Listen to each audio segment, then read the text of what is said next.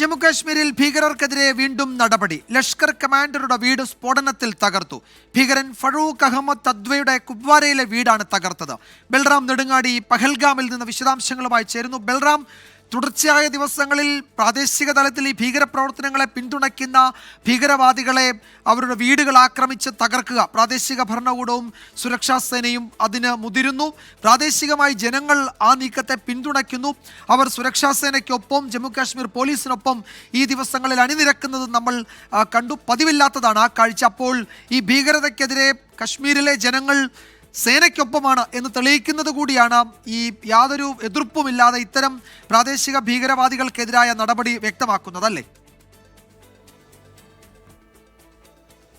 വിജയകുമാർ, രാജ്യത്തെ ഞെട്ടിച്ച പഹൽഗാം ഭീകരാക്രമണത്തിന് പിന്നിൽ പ്രദേശവാസികൾക്ക് കശ്മീർ സ്വദേശികളായ ചില ഭീകരവാദികൾക്കും പങ്കുണ്ട് എന്ന വിവരം നേരത്തെ തന്നെ ഏജൻസികൾക്ക് ലഭിച്ചിരുന്നു. ഇതിന്റെ അടിസ്ഥാനത്തിൽ നടത്തിയ അന്വേഷണത്തിൽ ചില ഭീകരവാദികൾക്ക് ഇതിന് പിന്നിൽ പ്രവർത്തിച്ചതായും പ്രാദേശിക സഹായം ഈ ഭീകരർക്ക് നൽകിയതായും വിവരം ലഭിച്ചിരുന്നു, തെളിവുകൾ ലഭിച്ചിരുന്നു. ഇതിന്റെ അടിസ്ഥാനത്തിൽ നടപടി കടുപ്പിച്ചിരിക്കുകയാണ് പ്രാദേശിക ഭരണകൂടവും ഏജൻസികളും.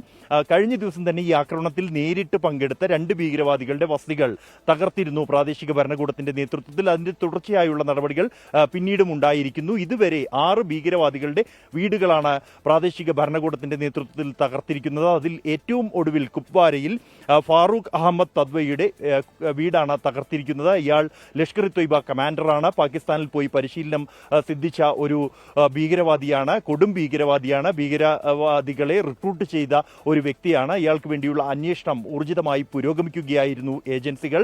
ഇയാളെ കണ്ടെത്താൻ കഴിഞ്ഞിട്ടില്ല. എന്നാൽ വീട്ടിൽ എത്തി വീട്ടുകാരെ ചോദ്യം ചെയ്യലിന് വിധേയമാക്കി വീട്ടിൽ നിന്നും മാറ്റിയ ശേഷമാണ് ഉഗ്രസ്ഫോടനത്തിൽ ഈ വീട് തകർത്തത്. സമാനമായി തന്നെ ഇന്ന് പുൽവാമയിൽ അഫ്ഗൻ ഹക്കിന്റെ വീടും ഇത്തരത്തിൽ ഉഗ്രസ്ഫോടനത്തിൽ ഏജൻസികൾ തകർത്തിരുന്നു. ഈ നടപടികൾ വരും ദിവസങ്ങളിലും തുടരും എന്ന് തന്നെയാണ് ഏജൻസികളും പ്രാദേശിക ഭരണകൂടവും വ്യക്തമാക്കുന്നത്. കാരണം താഴ്വരയിൽ നിന്നും പ്രാദേശിക ഭീകരവാദത്തെ തുടച്ചു നീക്കാൻ ഉള്ള ഒരു നടപടിയാണ്, അതിന്റെ തുടർച്ചയാണ് ഈ സംഭവങ്ങൾ എന്നാണ് പ്രാദേശിക ഭരണകൂടവും ഏജൻസികളും വിവരിക്കുന്നത്. ഈ ഭീകരർക്ക് വേണ്ടിയുള്ള തെരച്ചിൽ ഇപ്പോഴും ഊർജിതമായി തുടരുകയാണ്. വനമേഖലയിൽ തന്നെയാണ് തെരച്ചിൽ പ്രധാനമായും കേന്ദ്രീകരിച്ചിരിക്കുന്നത്. എന്നാൽ തെരച്ചിലുമായി ബന്ധപ്പെട്ടോ മറ്റ് ഓപ്പറേഷനുമായി ബന്ധപ്പെട്ടോ ഉള്ള വിവരങ്ങൾ പങ്കുവയ്ക്കുന്നതിന് നിയന്ത്രണങ്ങളുണ്ട് എന്നുള്ളതും ശ്രദ്ധേയമാണ്. പ്രത്യേകിച്ച് അത് ആ നടപടികളെ വിഘാതമാകും എന്നതിനാലാണ് അത്തരത്തിലൊരു നിയന്ത്രണങ്ങൾ ഏർപ്പെടുത്തിയിരിക്കുന്നത്. അതേസമയം പഹൽഗാമിനെ സംബന്ധിച്ചിടത്തോളം ഇവിടെ ഒഴിഞ്ഞിരിക്കുന്നു. ജനങ്ങൾ സാധാരണ നിലയിൽ ടൂറിസ്റ്റുകൾ ഏറ്റവും കൂടുതൽ എത്തേണ്ട സമയത്താണ് ഇവിടെ വിജനമായിരിക്കുന്നത്. എങ്കിൽ പോലും നാട്ടുകാർക്ക് ആശ്വാസമായി ഇന്ന് പ്രാദേശികമായ ടൂറിസ്റ്റുകൾ ഇവിടേക്ക് എത്താൻ ആരംഭിച്ചിരിക്കുന്നു. ഇവിടെ പ്രധാന വ്യൂ പോയിന്റിലേക്ക് പ്രവേശനം ഇല്ല എങ്കിൽ പോലും സമീപത്തുള്ള ക്ഷേത്രം, ഒപ്പം തന്നെ മസ്ജിദ് അടക്കമുള്ളവ, ഇത് സാധാരണ ഈ പ്രദേശത്തെ മറ്റ് പ്രധാന ടൂറിസ്റ്റ് സ്പോട്ടുകളാണ്. ഇവിടേക്ക് എല്ലാം എത്തുന്നു. സമാനമായി തന്നെ മറ്റ് പ്രകൃതി രമണീയമായ സ്ഥലങ്ങളിലെത്തി ഫോട്ടോ എടുത്ത് മടങ്ങുന്നുണ്ട്. ഇത് നാട്ടുകാർക്ക് നേരിയൊരു ആശ്വാസം നൽകിയിട്ടുണ്ട്.